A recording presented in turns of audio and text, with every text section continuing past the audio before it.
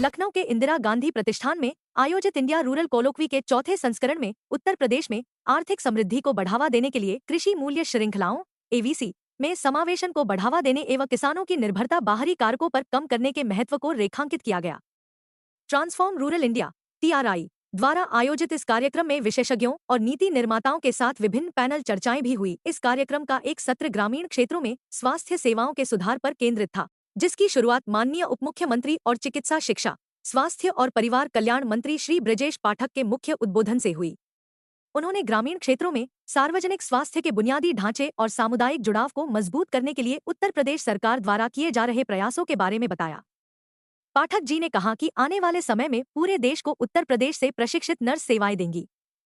इस कार्यक्रम के दौरान प्रथम चरण में चिन्हित 11 जनपदों में PPIA फेलोशिप का भी शुभारंभ किया गया। कार्यक्रम के प्रथम सत्र का आयोजन उत्तर प्रदेश के कृषि उत्पादन आयुक्त डॉक्टर देवेश चतुर्वेदी IAS की अध्यक्षता में किया गया, जिसमें डॉक्टर देवेश ने कृषि में महिलाओं की महत्वपूर्ण भूमिका और उत्तर प्रदेश को $1 ट्रिलियन की अर्थव्यवस्था में बदलने के महत्वाकांक्षी लक्ष्य को प्राप्त करने के लिए कृषि मूल्य श्रृंखलाओं AVC को विकसित करने की आवश्यकता पर ध्यान केंद्रित किया गया।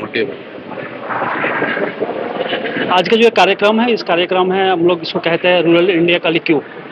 आज से कई वर्ष पहले गांधी जी ने भारत छाड़ो का नारा दिया था और 1 अगस्त से लेकर 8 अगस्त तक इस विश्व का सबसे बड़ा जो जन आंदोलन हुआ था अंग्रेज भारत छाड़ो बोल के, उसका शुरुआत किया गया था। आज भी हम ये बिलीव करते हैं, विश्वास रखते हैं एज ए संस्था कि देश जो है भारत, ये कहीं पे बसा हुआ है, वो तो गांव में ही बसा हुआ है। और यहाँ पर इसका उन्नति के लिए, इसके लोगों को आगे बढ़ाने के लिए और इसको आमूल परिवर्तन के लिए गांव में ही इसका जो जड़ है वो है और उसी से हो सकता है। इसी के लिए हम लोग जन आंदोलन को मनाते हैं और इसको जो हम लोग बोलते हैं इंडिया रूरल इंडिया कलिक्यू।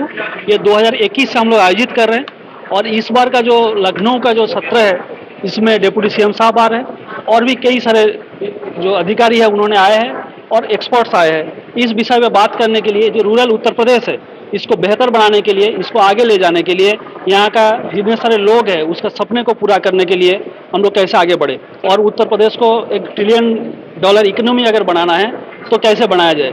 हमारा जो समझ है इसमें 3 दिशा है। पहला दिशा ये है कि लोग पसपरस हो, मतलब लोगों का इनकम अच्छे हो।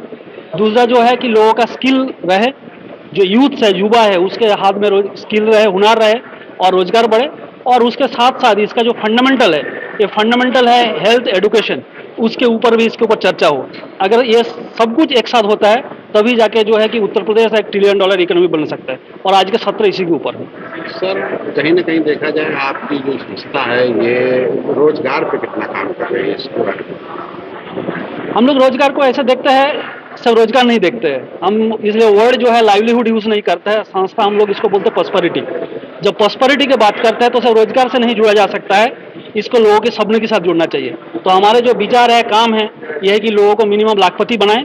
जो दीदियाँ है गांव में, जो हमारे बहनें हैं, उसको मिनिमम 1 लाख का रोजगार मिले और उसी हिसाब से हम उनके साथ काम करते हैं। सर, हमारे चैनल के माध्यम से क्या मैसेज देना चाहते हैं उत्तर प्रदेश की जनता?